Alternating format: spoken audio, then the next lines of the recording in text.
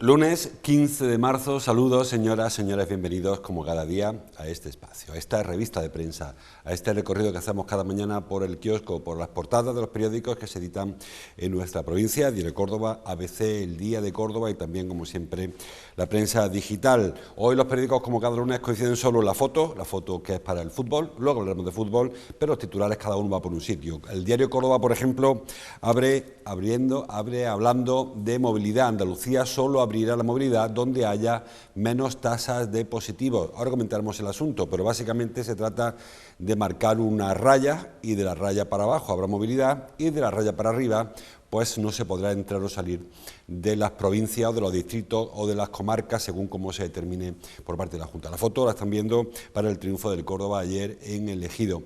El diario ABC, la foto también es para el triunfo del Córdoba en el Ejido. El Córdoba mantiene las opciones de ascenso, las pocas que le quedaban las mantiene y el titular nacional, Ciudadanos a punto de partirse en dos, dice, con el núcleo duro en jaque. Y el diario ABC, también la foto es para el fútbol, Alegría contenida, titula el diario del Grupo Joly, lo tienen, con la celebración por el gol, y habla de balance del Ministerio del Interior en cuanto a la criminalidad. Los delitos sexuales repuntan, dice, un 12% en Córdoba durante la pandemia. Ahora hablamos también de ese asunto y otra foto pequeñita la están viendo para la manifestación que ayer se produjo por las calles de Córdoba del grupo de espectáculos y cultura. La cultura grita a la calle, que es segura, titula. Hay mucha más información, como siempre. Vamos a ir desgranando en base a los sumarios. El diario Córdoba, les decía, comienza hablando de un tema que no es solamente local, un tema de la comunidad, que es el tema de la movilidad a partir o durante o a partir y después de la Semana Santa. Andalucía, dice, solo abrirá la movilidad donde haya menos tasa de positivos. Moreno, se refiere a Juan Manuel Moreno Bonilla, Juanma Moreno, avisa de que habrá que cumplir con una cifra límite de incidencia. Bueno, se lo comentaba antes, muy por encima. La Junta de Andalucía se ha dado cuenta, creo, como todos lo hemos observado, que va a ser muy difícil que la comunidad presente cifras homogéneas, porque la diferencia entre Huelva y Almería, por ejemplo, pues son hoy por hoy casi se duplican. Huelva sigue con unas cifras que son envidia del resto de la comunidad, envidiables, y Almería, sin embargo, está sufriendo especialmente la incidencia de la cepa británica. También le ocurre en Granada y también en Cádiz. Son las tres provincias donde más altos están los niveles, la incidencia, el contagio por coronavirus, mientras que Huelva o Córdoba, por ejemplo, o Jaén presentan tasas muy inferiores. ¿Qué ocurre? Que ni se puede castigar a las provincias, castigar con muchas comillas, castigar a las provincias con menor tasa, ni se puede premiar, también con muchas comillas, a las provincias que tengan mayor riesgo de contagio. Con lo cual se va a hacer lo que ya todos intuíamos y que ya hemos ido adelantando la semana pasada. Pues igual que se hizo ya en la segunda desescalada, se va a ir abriendo zonas según se vayan alcanzando los niveles de riesgo suficientes. Aquel semáforo, recuerden, con provincias o con comarcas en verde, en amarillo y en rojo, pues según en qué situación estemos, habrá un grado u otro grado de movilidad. Supongo, las cifras si fueran hoy, Córdoba está en torno al 100, 110 casos por 100.000 habitantes, luego conoceremos a media mañana o a mediodía las tasas del día, pero hay provincias que están bastante por encima. Hablo de la capital, porque esto no son las tasas provinciales, son más complicadas, porque también en la provincia ocurre igual, el norte está peor que el sur, la zona de los Pedroches tiene una tasa mucho más elevada que la zona sur, y sin embargo dentro de la zona sur hay comarcas, por ejemplo el Guadajoz, que están mucho peor que otras comarcas. Así que como se trata de facilitar movilidad, pues se va a intentar que las provincias que abran sus puertas, tanto para entrar como para salir, sean aquellas que tengan un nivel de contagio más asumible. Son cifras todas por encima del centenar. Bueno, en Córdoba hay 30 municipios que tienen 0 casos desde hace más 14 días o más, es decir, que hay municipios donde no hay contagio. Pero sí es cierto que otros municipios, decía, antes hablaba de Baena o del Viso, son municipios donde está la cifra por encima, en el caso del Viso, habrá que ver el dato de hoy, pero a fecha del viernes estaban por encima de los 600, cuando la Córdoba estaba en 110. Es decir, que no es homogéneo. La decisión que va a tomar la Junta, que va a adoptar la Junta el próximo miércoles, se trasladará al jueves en cuanto a la información provincial. Será, todo apunta a, como señala el diario Córdoba, como recoge Europa Press, que se van a hacer distinciones semafóricas, valga la expresión, según cada comarca o cada municipio o cada provincia presenten pues el jueves por la tarde, que será el día que se tome como referencia para iniciar ya a partir del viernes pues cierta relajación, que quizás haya que esperar aún unos días y verla para el Viernes de Dolores, que también se habló en su día de que sería un poco precipitado, dar una semana de margen previo, cuando realmente lo que interesa a algunos sectores es intentar que la movilidad se recupere relativamente para Semana Santa, donde sí que puede ser que haya una movilidad de cara al turismo interior. Está descartado que haya turistas de fuera de la comunidad, parece que lo que haya va a ser en el ámbito nuestro, regional, pero aún así es un movimiento importante, tanto del interior hacia la costa, como de la costa hacia el interior, que pueda aprovechar estos días si es que la tasa de incidencia lo permite. Los expertos epidemiólogos, los virólogos, hoy en revista de un periódico, creo que la ABC, entrevista a Margarita del Val, sí, a veces advierten de que no hemos llegado ni mucho menos al final del túnel, que queda mucho, que la vacunación además, como saben, la vacuna no protege al entorno del vacunado, protege solo al vacunado. Es decir, que esto del carné de vacunación tiene poco sentido, porque si llega alguien vacunado, pero contagiado, aunque no tenga la enfermedad, sí que puede expandir el virus, con lo cual tampoco está claro que el carné de vacunación sirva para nada. Repito, no estamos ni mucho menos al final del túnel. La vacunación a día de ayer estaba en el torno al 5% de la población en Córdoba capital, un poquito más del 5%, en Andalucía y un poco por debajo. Córdoba es la provincia andaluza, por cierto, con mayor porcentaje de personas con las 2 dosis administradas, pero es el 5%. Muy lejos del 70% que se pretendía para el verano, muy lejos del 40% con lo que se conformaría Aguirre, que dijo el otro día al acabar la primavera que empieza, por cierto, esta semana. Tenemos estos 2 meses para completar los ciclos. Todo el mundo espera que en abril se disparen las cifras, pero en Semana Santa no va a haber el nivel de porcentaje de vacunación, ni mucho menos el óptimo, para garantizar que los que se muevan lo harán con tranquilidad, para ellos y para los que les reciben, porque repito, puede ser que nos llegue un grupo de personas mayores todas vacunadas, pero todas contagiadas, que pudiera ser, y que vayan trasladando y va transmitiendo el virus, el coronavirus, a pesar de que ellos no tengan ni enfermedad ni siquiera síntomas, porque puede ser. Total, que habrá que esperar todavía un par de días, hasta el miércoles, a ver qué nos cuenta el comité interprovincial, y el jueves para conocer qué dice el provincial y ver qué se podrá hacer.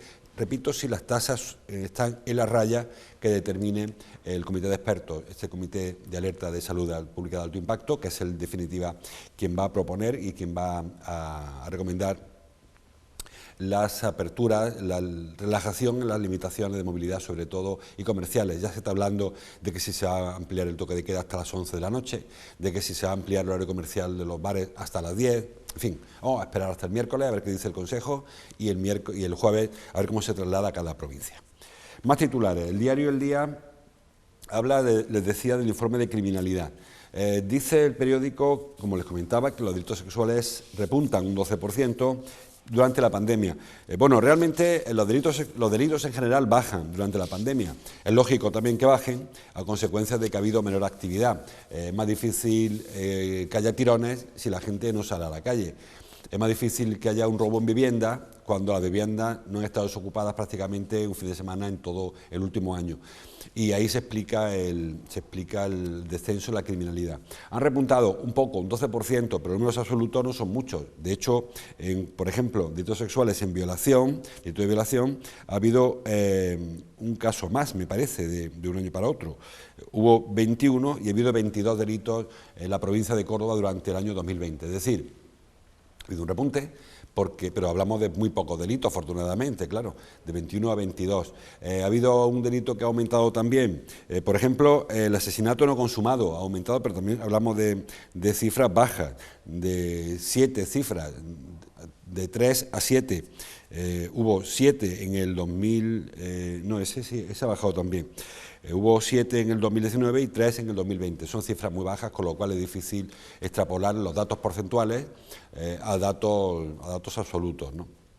Ha habido un repunte en general, pero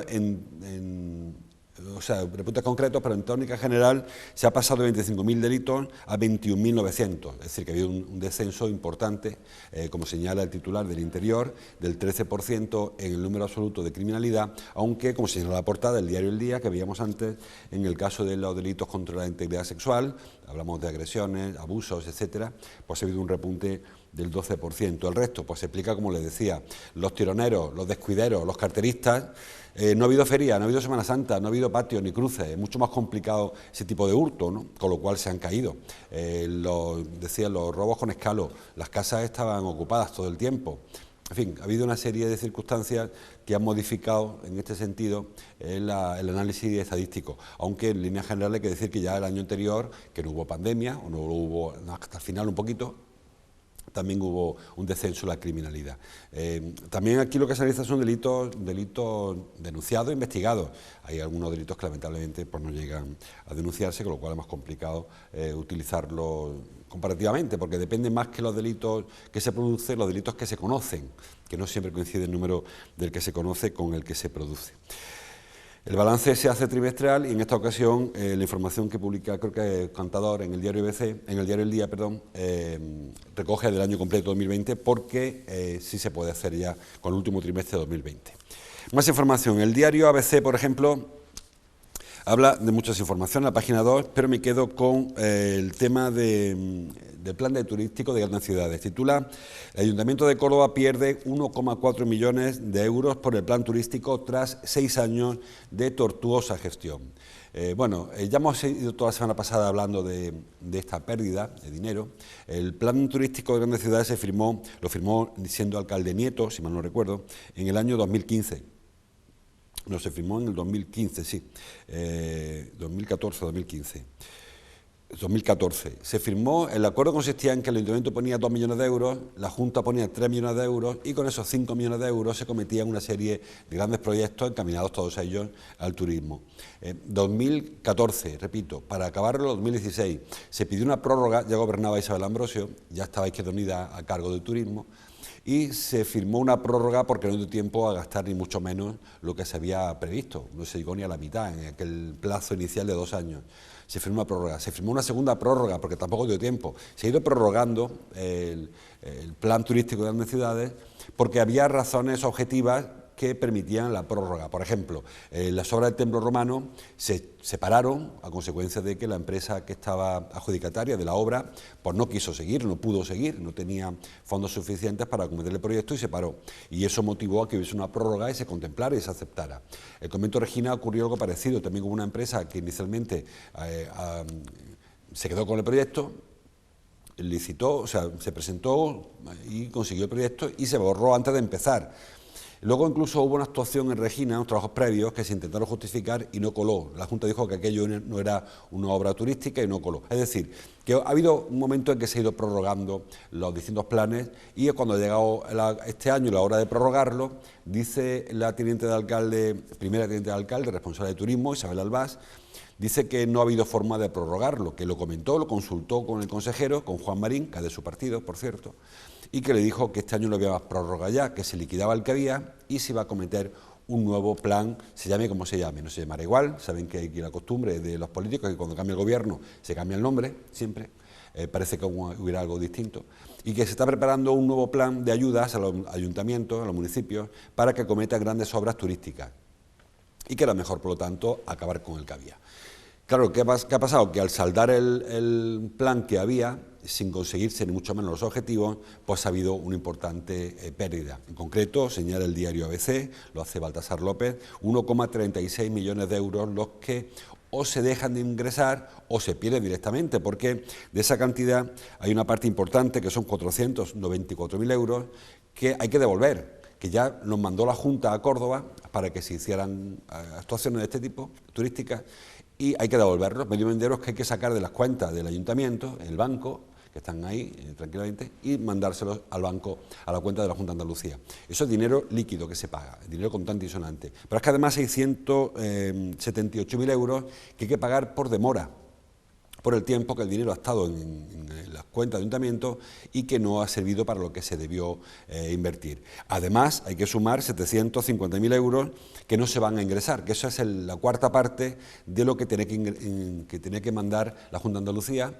que no va a llegar en ningún caso porque los proyectos, algunos, otros se han hecho, los proyectos se han cometido. Había 3 grandes proyectos importantes en este plan, había muchos pequeños, pero 3 importantes. Uno, el único que se llevó a cabo fue la peatonalización y la adecuación de Capitulares, de la plaza de Capitulares, porque entraba dentro del entorno del templo romano. Había otra segunda fase, que era también peatonalizar la parte de la calle Nueva, desde María Cristina hasta Diario de Córdoba, y hacer una gran plaza romana, con el templo romano y con ese entorno para pasear y para disfrutar de esta ruina de la Córdoba romana. Bueno, pues Capitulares sí que se acometió una inyección importante, costó casi 900.000 euros, toda aquella adecuación.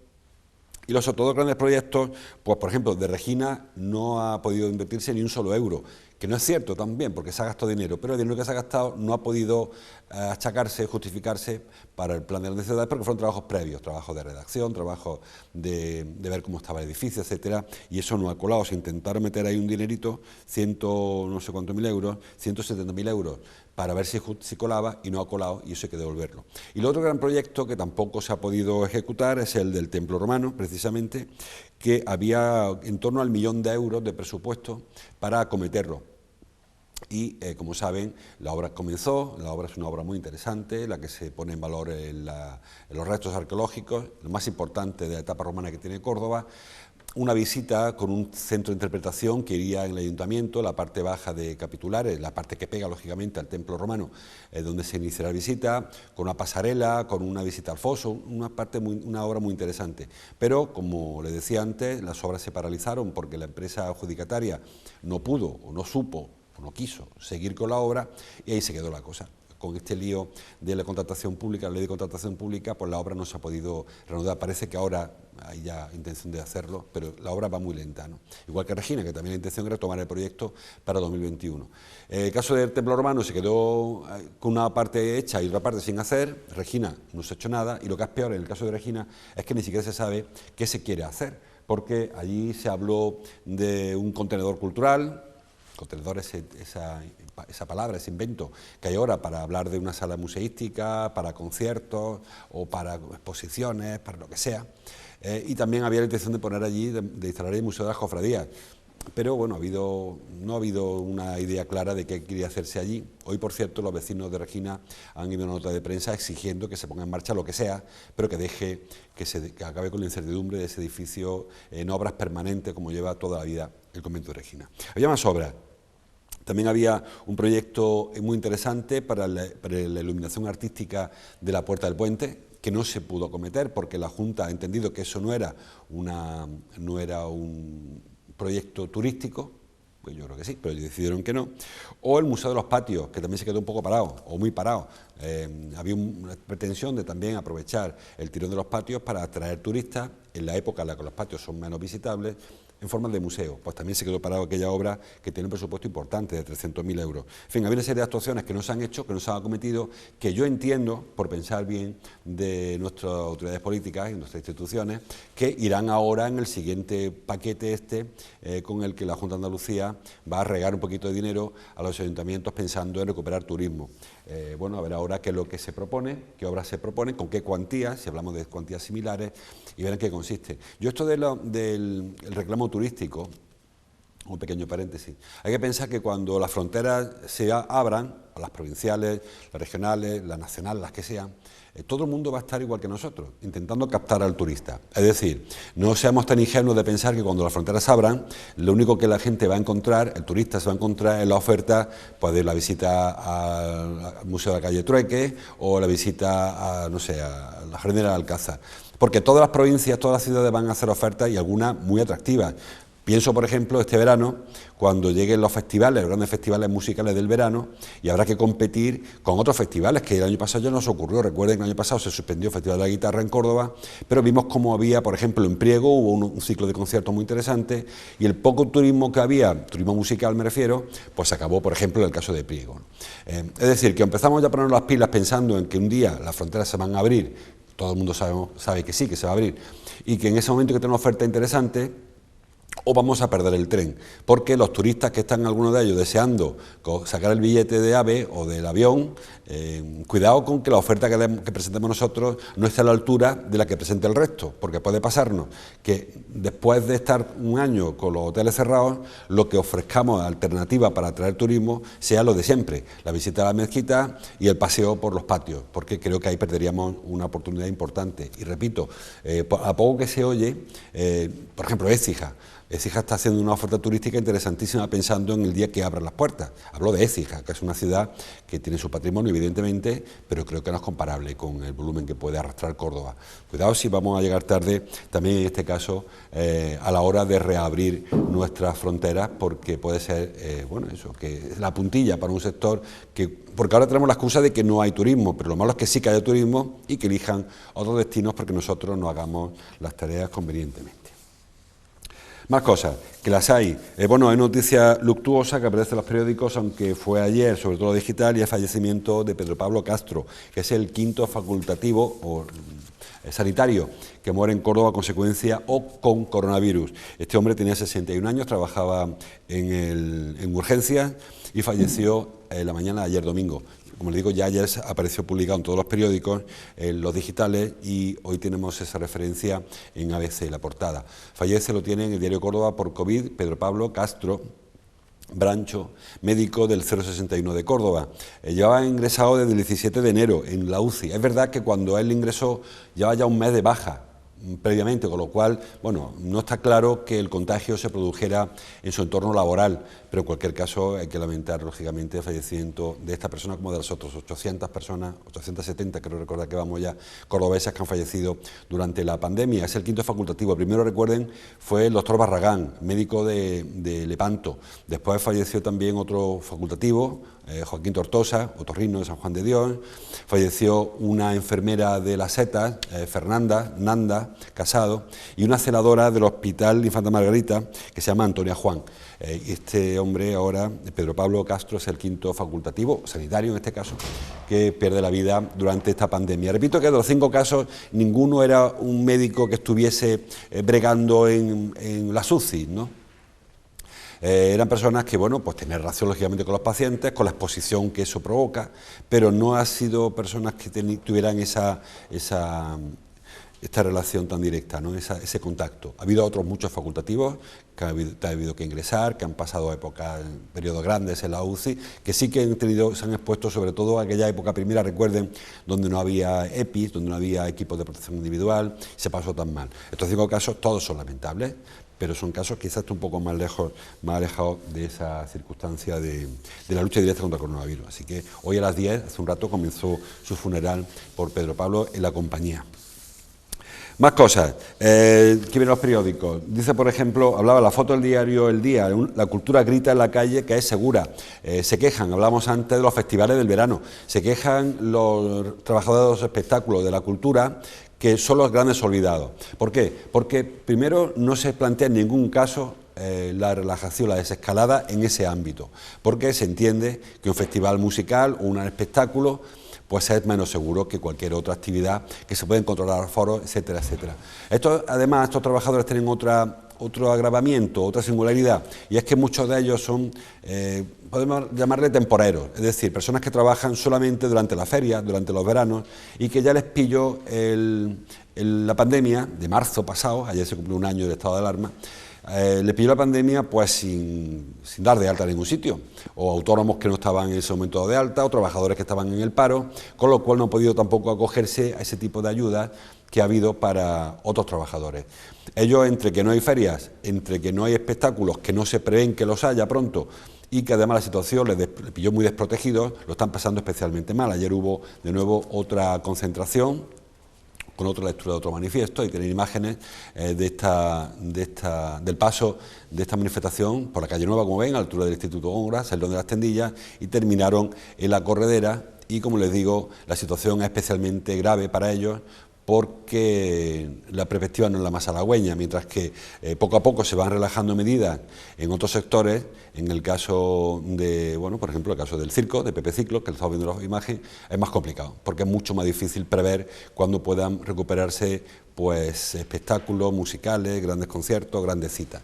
Así que bueno, pues ellos siguen entendiendo que necesitan más ayuda, que no les están llegando, están bastante abandonados. Esto incluye también a actores, actrices, a directores de escena, a directores de teatro, en fin, todos los que viven del espectáculo, que están viendo cómo los aforos son muy reducidos, y si el espectáculo es complicado rentabilizarlo, a no ser que sea grandes espectáculos, pues en este caso es mucho más difícil, ¿no? En el caso de los espectáculos más pequeños, ¿no? Producciones más modestas, como son la mayoría de los que ayer se manifestaron, o de los que están sufriendo los estragos de esta pandemia.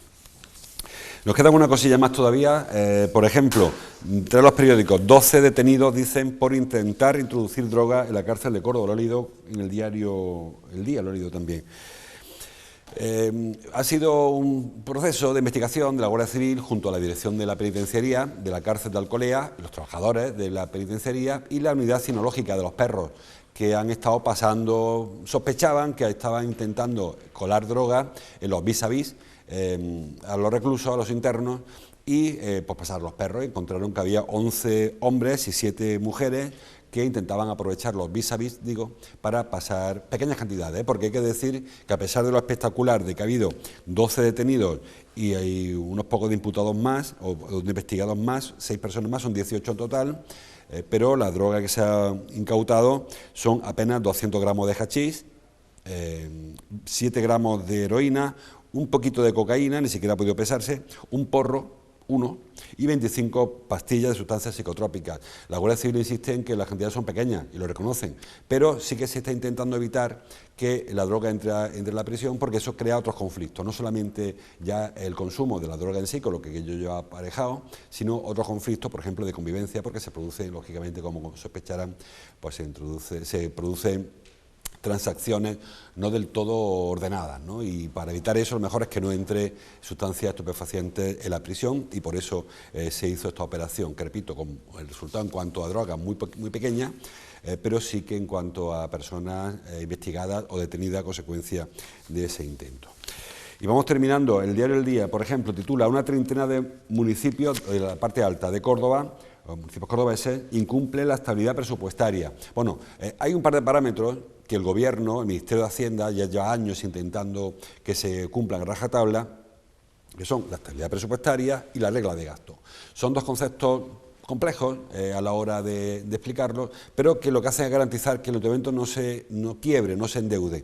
La estabilidad presupuestaria consiste en que un ayuntamiento no gaste más de lo que ingrese. Eso es bastante sencillo, es decir, si el presupuesto en el caso de Córdoba son 340 millones de euros de gasto, que en ingresos haya 340 millones de euros también, y que no se produzca un déficit, es decir, que cuando acabe el año hayamos gastado más de lo que ingresamos, porque eso provoca déficit, que a su vez provoca deuda, eso exige un préstamo bancario, y ahí entra el segundo parámetro de la regla de gasto, que es que las inversiones sean sostenibles, que no se propongan gastos que no sean financieramente aceptables, que no estén financiados.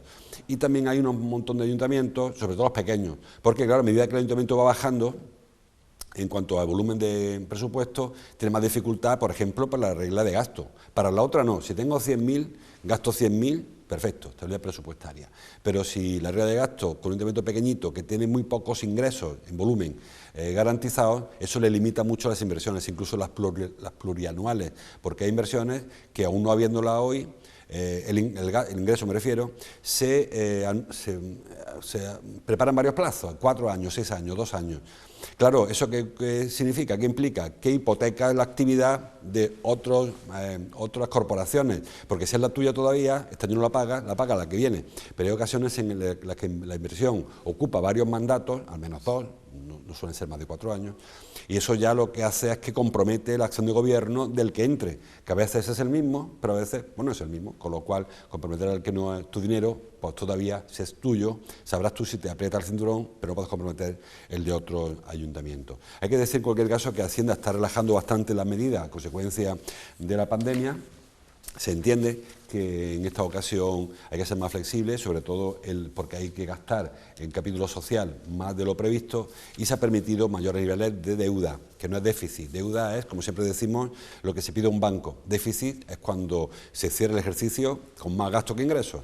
En este caso la deuda se está abriendo la mano, de hecho Córdoba se va a endeudar, lo veíamos el viernes pasado, a consecuencia de la base logística. Hay que pedir créditos porque se reservan 28 millones de euros, algo más de 28 millones de euros para lo que pueda suponer tanto expropiaciones como justiprecios, como juntas de compensación, lo que haya que gastar ahí en la compra de terrenos, y no hay ese dinero, con lo cual se va a endeudar, se va a pedir un crédito que será sostenible, aunque Córdoba y creo que Puente Genil es el otro, o Montilla, no me acuerdo ahora, son las dos grandes ciudades que no incumplen la regla de gasto. Si es la actividad presupuestaria, le salen las cuentas, ingresa 342 millones de euros, hablo de memoria, y va a gastar 342, pero la regla de gasto se le queda por el camino. Y nos queda solo la foto, pero la foto se la dejo ya a Fernando y a Nacho, que vienen ahora. Las 3 fotos, como le decía, Victoria pírrica del Córdoba Club de Fútbol en el Ejido. Pírrica en cuanto a que no sé si sirve para algo, ahora lo explicarán Fernando y Nacho, si al menos no se perdió, porque creo que de haberla perdido sí que hubiese servido para nada del todo. El Córdoba, dice el diario Córdoba, sale vivo del Ejido, foto de la celebración del gol de penalti. El diario El Día, alegría contenida, titula también con la celebración, creo que fue del Moral quien marcó el gol, por ahí nos lo dirán ahora Fernando y Nacho. Y el diario ABC por la misma foto, celebración, y el Córdoba mantiene las opciones de ascenso, pocas, y lamentablemente no son suyas, que es el problema quizá con el que se encuentra el Córdoba, que tiene que poner una vela a San Rafael y otra, no sé, hay que ponerse la Virgen de Yecla, creo que es el equipo que tiene que ganar el domingo que viene para que nos permita jugar o seguir aspirando a subir a segunda, ¿verdad, Fernando, Nacho? Adelante. ¿Qué tal, José Luis? Muy buenos días. Lo has definido a la perfección. Ayer, victoria por la mínima de penalti con ese gol de Alberto del Moral ya cercano al descanso, 0-1, 3 puntos, pero también ganó de forma contundente el Sevilla Atlético, 0-4 al Lorca, también de forma contundente el Betis Deportivo, 4-0 al Linares, y esos resultados hacen que, en definitiva y en resumen, para la última jornada, próximo domingo, 12 de la mañana, al Córdoba solo le valga ganar al Betis Deportivo y esperar a que el Sevilla Atlético no lo haga. Vamos a analizar ahora aquí en Todo CCF un poco, pues bueno, cómo ha sido el fin de semana, también con derrota del Córdoba Patrimonio de la Humanidad en Fútbol Sala ante Palma, con una semana en la que no jugó el Córdoba por descanso y también va a iniciar ya el tramo final de 3 partidos, así que bueno, nos metemos ya en camisa del Todo CCF analizando todo lo que da de sí el fin de semana y lo que viene por delante.